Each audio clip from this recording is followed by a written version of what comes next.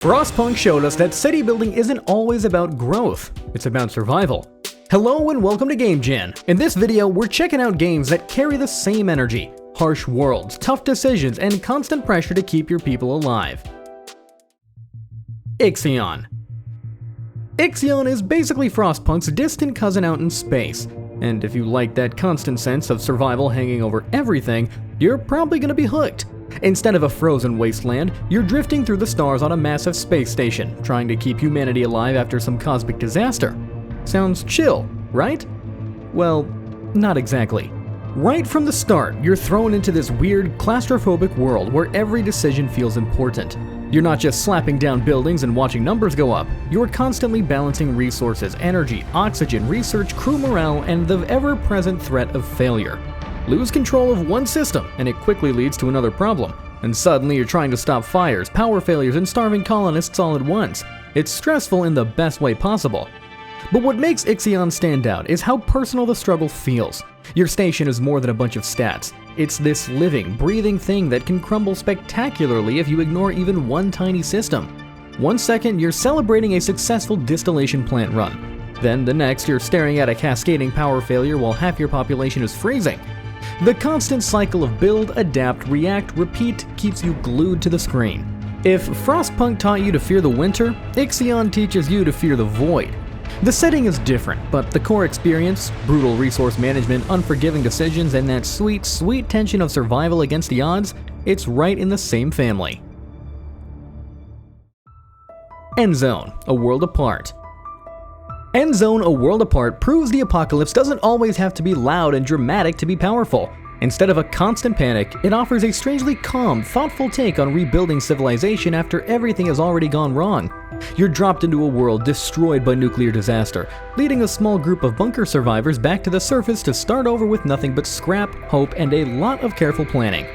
You start small, assigning jobs, gathering resources, and trying to keep everyone fed, hydrated, and alive. But the post-apocalyptic twist changes how everything works. Water becomes your most precious lifeline, especially when droughts drain lakes for entire seasons. Radiation is an ever-present threat, sneaking into rainwater, crops, and even your people if you're not prepared with protective gear. One bad storm can turn a thriving settlement into a slow-motion disaster. But what really defines Endzone is its pacing. It's not constantly screaming at you like Frostpunk, but it still creates tension in a quieter, more insidious way. Things often feel fine until they aren't. A missing hospital, contaminated water, or a poorly timed population boom can trigger a collapse that feels both sudden and brutal. The systems are deeply interconnected, and mistakes tend to snowball.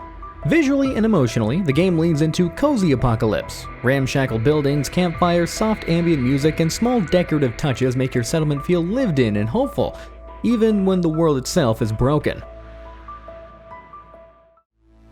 Banished. Banished looks calm and almost cozy at first, right up until your entire town starts starving because winter arrived a little earlier than you planned. It's a pure survival-focused city builder where you're put in charge of a small group of exiles trying to build a new life from absolutely nothing. No armies, no combat, no outside help, just you, your people, and a very unforgiving environment. The core of Banished is all about balance. Every villager matters and every job you assign has consequences. Too many farmers and you'll run out of tools. Too many builders and suddenly there's no food being harvested. Winter is always looming, and if you don't stockpile enough food and firewood, things go bad fast. And when they do, there's no dramatic warning. People just stop showing up for work because they didn't survive the cold. What makes the game so gripping is how interconnected everything feels. Children need to grow up before they can work, workers age and die, and a single outbreak of disease can wipe out an entire generation if you're not prepared. You're constantly thinking a few seasons ahead, trying to make sure today's decision won't destroy tomorrow's town. Banished doesn't rely on flashy visuals or big story moments. Instead, it creates tension through quiet systems and long-term consequences. Watching a struggling settlement slowly stabilize or collapse because you pushed it too hard is strangely emotional.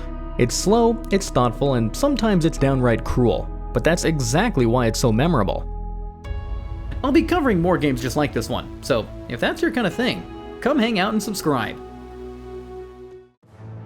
Against the Storm. Against the Storm is one of those games that sneaks up on you. At first glance, it looks like a cozy little fantasy city builder with colorful forests and friendly villagers. Then, a few hours later, you realize you're constantly on the brink of collapse, juggling impossible demands and praying that the storm doesn't wipe out everything you've built. Yeah, very Frostpunk energy. Instead of building one massive city forever, Against a Storm is all about short, high-pressure settlements. You're sent into a hostile, rain-soaked world to establish towns for the Scorched Queen, and every map feels like a desperate survival mission. Resources are scarce, biomes actively fight back, and your villagers all have different needs and breaking points. One group wants luxury, another just wants to stop dying, and none of them are very patient. What really makes the game special is the constant tension. You're always making trade-offs. Do you push your people harder to finish one more order, or slow things down to keep morale from crashing? Do you cut deeper into the forest for resources, knowing it might unleash something horrible? If you love Frostpunk, you'll feel right at home with Against the Storm, because it delivers that same mix of oppressive atmosphere, tough decisions, and slow burn stress. The big difference is that failure isn't the end. It's part of the loop. Each collab teaches you something, and the next run is just a little smarter, a little stronger, and just as intense. It's brutal, addictive, and incredibly hard to put down once it clicks. Surviving the Aftermath. Surviving the Aftermath asks a simple but uncomfortable question. What happens after the apocalypse actually happens? Instead of focusing on the big disaster itself, the game drops you right into the messy part, guiding a small group of survivors as they try to rebuild civilization in a world that clearly doesn't want them to succeed. At its heart, this is a colony management sim, but it's a pretty cruel one. You'll be dealing with raiders, mutated wildlife, pollution, firestorms, freezing winters, sometimes all of those at once. Your job is to keep people alive by gathering resources, building shelters, managing food and water, and constantly reacting to whatever new catastrophe shows up next. Things get overwhelming fast, and the game seems almost designed to push your settlement right to the edge before letting you breathe again. There are moments where everything goes wrong at the same time. Disease is spreading, resources start running out, and hostile groups demand tribute. And then you're just forced into frantic damage control, trying to survive one day after the other. It's tense, messy, and surprisingly exciting, even if it means that your settlement ends up looking like a chaotic patchwork of emergency buildings. Most of your time is spent scavenging and expanding, slowly unlocking better buildings through a large research tree. You'll also recruit specialists to explore the world map, gathering rare resources and uncovering bits of story. While this layer is important, it's slower and less exciting than managing your colony itself, and it can interrupt the pacing. Frostpunk 2. Frostpunk 2 takes everything that made the first game stressful, emotional, and unforgettable, and then cranks it up in a much bigger, heavier way. Instead of just struggling to keep a small city alive, you're now trying to hold together an entire society that's already been shaped by decades of brutal survival. The cold is still there, resources are still scarce, but the real enemy this time is people, their beliefs, their demands, and their conflicting visions for the future. Just like the original Frostpunk, the core experience is still about making impossible choices. You're constantly forced to decide what kind of city you want to lead, knowing that no option is truly good. Do you prioritize order and control, or risk chaos by giving people more freedom? Every law, policy, and expansion choice has long-term consequences, and the game never lets you forget who suffers because of your decisions. What really sets Frostpunk 2 apart is its focus on politics and ideology. Instead of managing individual buildings as much, you're dealing with factions, councils, and power struggles. Different groups want different futures for the city, and keeping everyone satisfied is basically impossible. No matter what you do, someone will hate you, which feels very in line with the moral weight that the series is known for. It's less about surviving your first winter and more about asking a much scarier question. Even if humanity survives, what kind of society should exist in the end? Timberborn.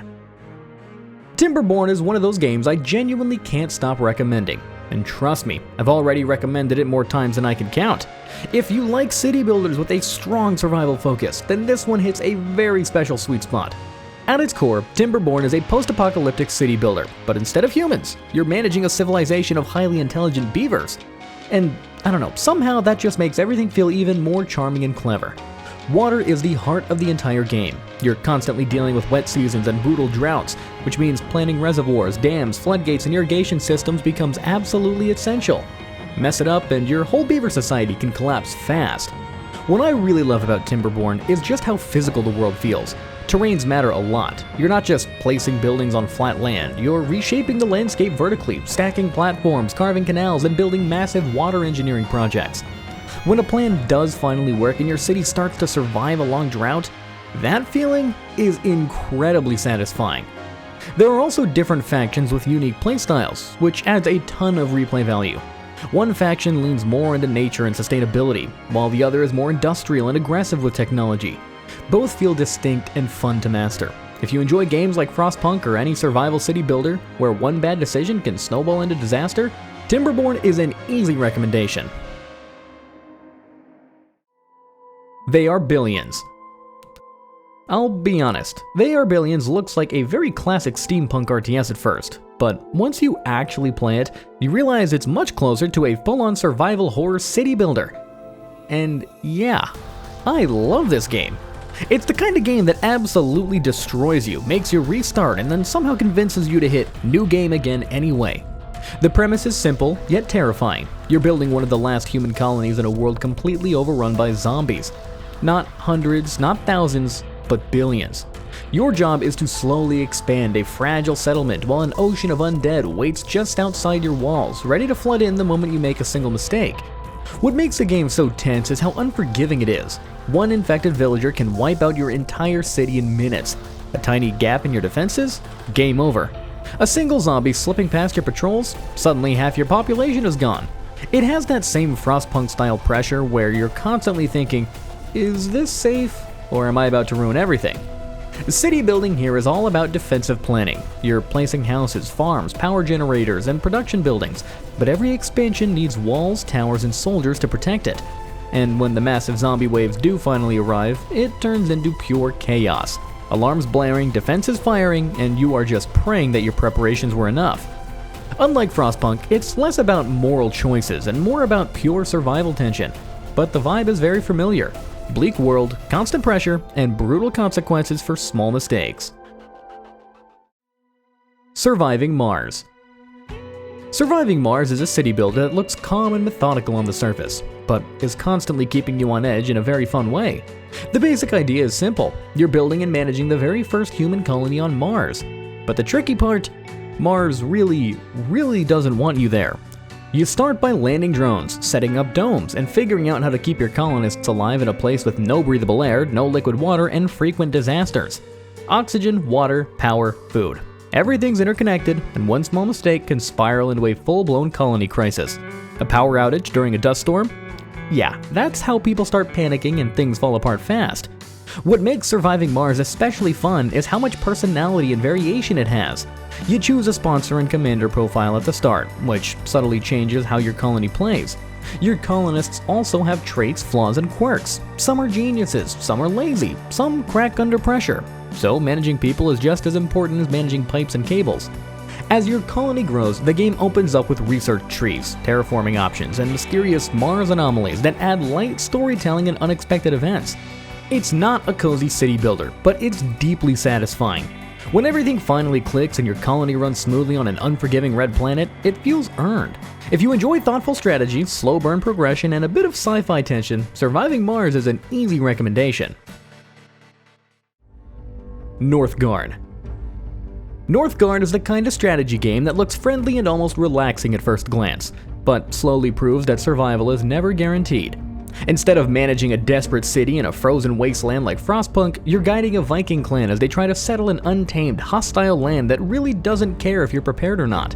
At its core, Northgard is all about careful expansion and survival. You're constantly juggling food, wood, gold, and happiness while slowly claiming new tiles on the map.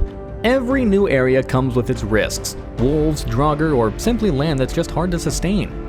Expand too fast and your economy collapses. Expand too slow and winter will absolutely punish you. Just like Frostpunk, the environment is always the real enemy here. Seasons play a huge role as well. Winters are brutal, cutting food production and testing whether your planning actually makes sense. If you didn't prepare enough, your villagers won't survive long. The constant pressure to think ahead, stockpile resources, and make tough decisions gives Northgard that same quiet stress feeling that Frostpunk fans will recognize.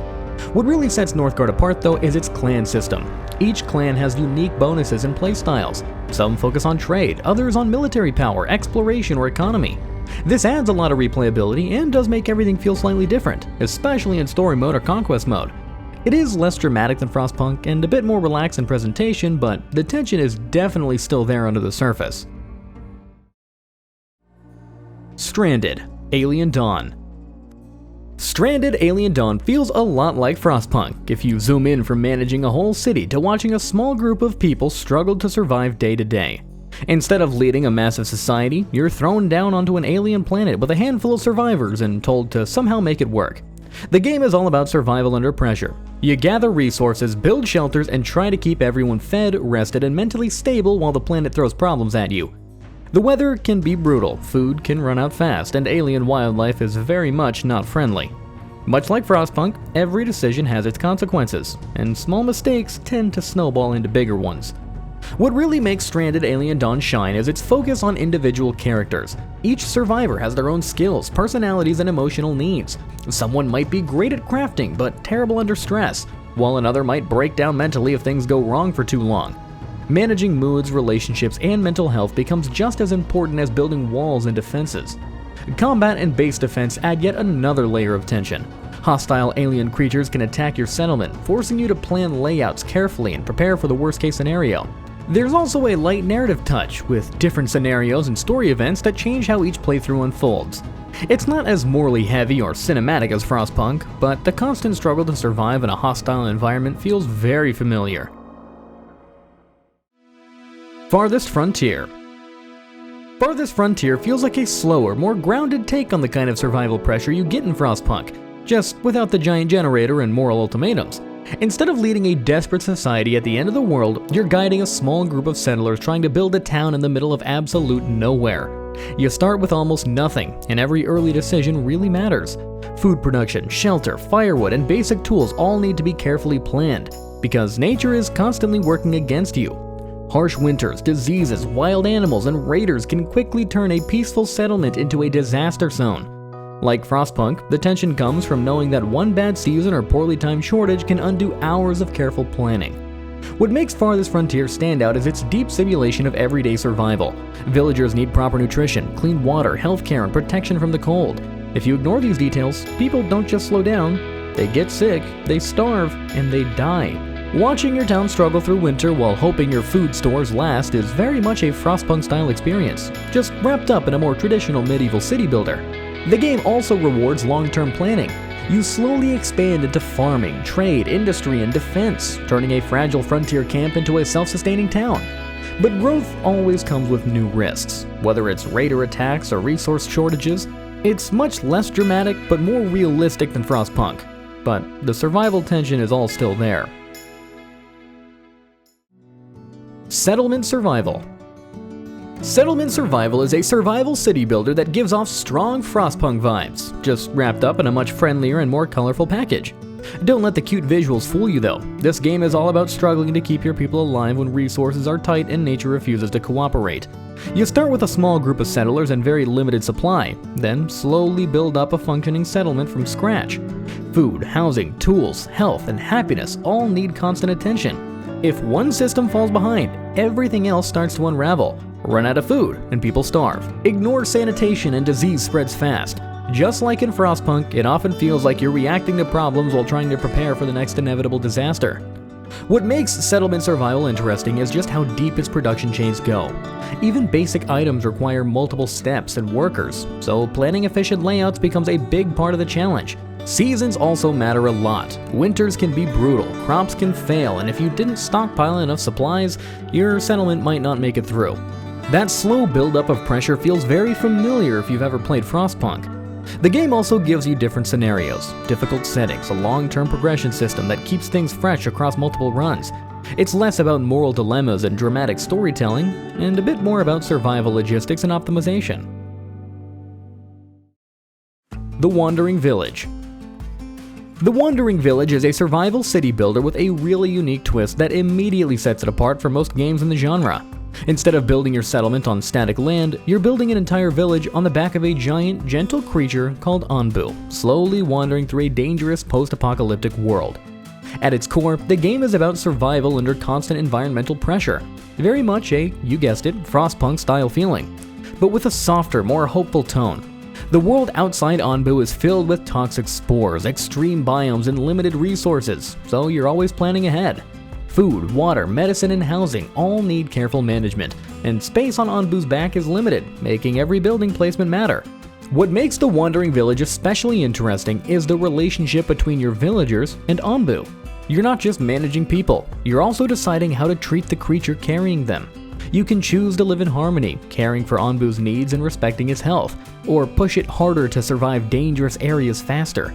Those choices affect how Onbu behaves. The survival tension comes from adapting to constantly changing biomes. One moment you're crossing fertile lands, the next you're dealing with poisonous clouds or scorching heat. Researching new technologies and preparing your village for what's coming next becomes essential. Last Train Home. Last Train Home is one of those games that sneaks up on you emotionally. On the surface, it looks like a historical strategy game with tactical combat.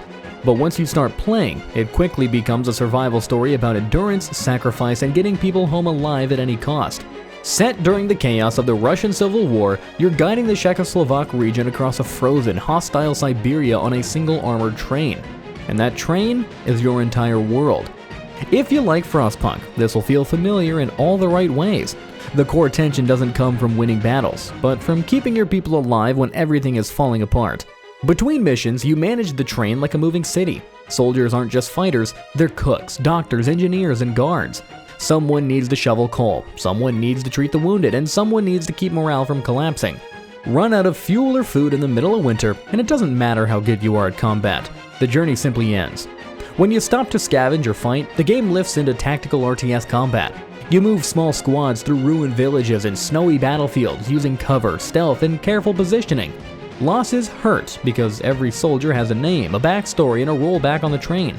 If someone dies, they're gone forever, and that loss echoes through your entire crew. If you enjoy the moral tension and survival stress of Frostpunk but want more hands-on tactical gameplay and a stronger historical story, this is an easy recommendation. This War of Mine. Okay, this one is technically not a city building game, but I'm including it anyway, and I'll die on this hill. This War of Mine is made by the same developer as Frostpunk, 11-bit Studios, and you can feel that shared DNA in almost every decision you make. Instead of running a city, you're managing a small group of civilians trapped in a war-torn city. Your base is a ruined house, and survival is painfully grounded. You're not conquering anything, you're just trying to make it through another night. Food is scarce, medicine is rare, and winter feels just as cruel here as it does in Frostpunk. You know, just on a more personal scale. What really gives it that Frostpunk vibe is the moral pressure. Every choice hurts. Do you steal from an elderly couple to feed your starving group? Do you send an injured survivor out to scavenge because there's no other option? Just like Frostpunk's laws, the game forces you to make decisions that keep people alive, but slowly break them emotionally. Characters can become depressed, refuse to work, or spiral after traumatic events, and when someone dies, it's not a statistic, it's devastating. The biggest difference is scale and pacing. Frostpunk is about the survival of the society. This War of Mine is about the survival of individuals. There's no tech tree to rush, no big expansion goals. It's slow, it's quiet, and it's heavy, letting the atmosphere do most of the talking. I hope you found this video helpful. Be sure to leave a comment below if any of these games caught your eye, or if there are other upcoming releases you'd like to hear about. If you enjoyed this video, consider liking and subscribing for more gaming content in the future. Thanks for watching.